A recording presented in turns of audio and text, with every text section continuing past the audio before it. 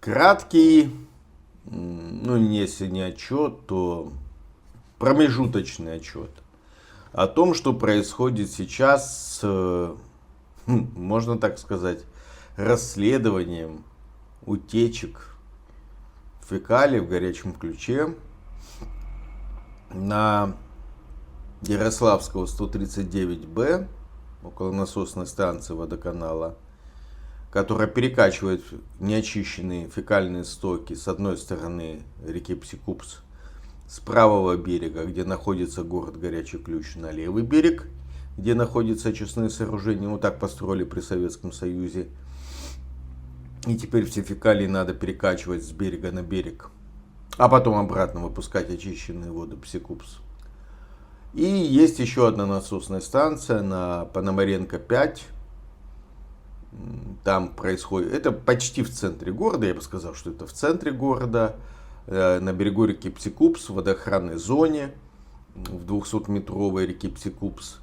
В этих двух местах 24 декабря и 4 января этого года жители Горячего Ключа обнаружили слив фекалий, целенаправленный, с моей точки зрения, из колодца водоканала.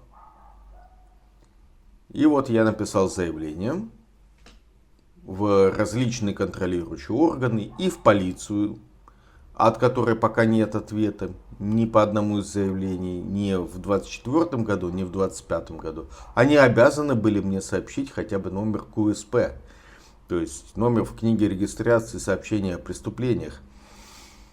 Этого номера мне не сообщили. То есть полиция бездействует. Обязаны чисто формально, что бы вы ни написали в полицию, они обязаны чисто формально зарегистрировать это сообщение, сообщить вам номер, потому что вдруг в нем содержится сообщение о преступлении. Полиция, даже если, ну вот казалось бы, разлив фекалий не имеет к ним отношения, имеет. Во-первых, они должны остановить, что это не произошло какого-то там кражи, допустим, оборудования, из-за чего произошел разлив. Во-вторых, если даже они выясняют, что речь идет о целенаправленных, как в этом случае, целенаправленных действиях водоканала, то полицейские обязаны материал собрать и передать в подразделение контролирующего органа, ну, допустим, Роспотребнадзор или в прокуратуру. Но этого не было сделано, то есть полиция мне не сообщает по двум случаям. Прокуратуру я написал, молчат. Ну, то есть, чтобы я увидел от них ответов, я пока их не видел. Может быть, вот день-два они придут. И я увидел следующее. Ну, то есть я написал в Минприроды, Министерство природных ресурсов Краснодарского края, написал Министерство топливно-энергетического комплекса и ЖКХ Краснодарского края, потому что это же инфраструктура, из которой течет, это же не фонтан фекалий посреди поля, это колодцы, водоканалы, которые принадлежат администрации, откуда течет фекалий. Как раз относятся к теме ЖКХ. Туда написал в Россельхознадзор, представители которого приезжали в 2022 году 11 марта и брали пробы загрязненной земли, воды из Псикупса, из вот этих фекальных рек. Россельхознадзор, как вы помните, написал мне о том, что им нужно установить мою личность. Я им написал, что, ребята, моя личность хорошо известна в узких кругах моих подписчиков. Кстати, подпишитесь, поставьте мне лайк за то, что я занимаюсь этими исследованиями. И напишите комментарий, к чему вы думаете приведут эти расследования. Вообще приведут к чему-то или нет. По фекалиям. Но помимо Россельхознадзора, которым я ответил, я им дал те данные, которые они хотели у меня спросить, сфотографировался с их письмом, то есть они могут увидеть, что я это я. У них есть те сведения, которые они хотели моей личности узнать. Ну, посмотрим. Пока я от них, я официально подал это, в общем, ответ на их ответ, с приглашением на допрос. Ждем, что они мне ответят. Но формально я не вижу проблем с тем, чтобы обработать мое обращение, потому что мою личность им теперь легко установить по тем материалам, которые я им дополнительно предоставил. И вообще, самое главное,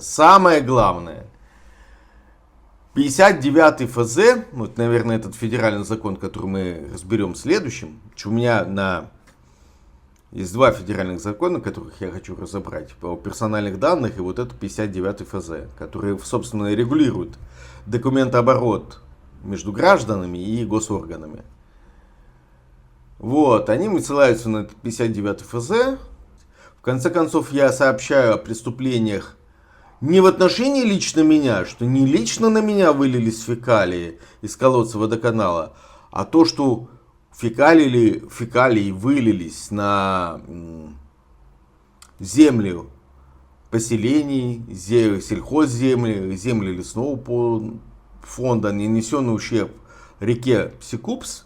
И это все, так сказать, не лично ко мне имеет отношение.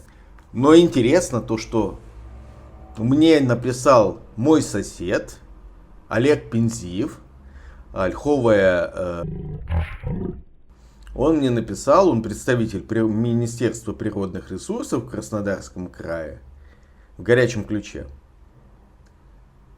Он мне написал о том, что он тоже хочет мою установить личность. Олег, это я, да, вот я подтверждаю тебе, что я действительно писал заявление по тем материалам, которые мне, как журналисту, сообщили. Жители прислали мне видеофиксацию нарушений в горячем ключе в декабре 2024 года и в январе 2025 года. Прислали видеофиксацию.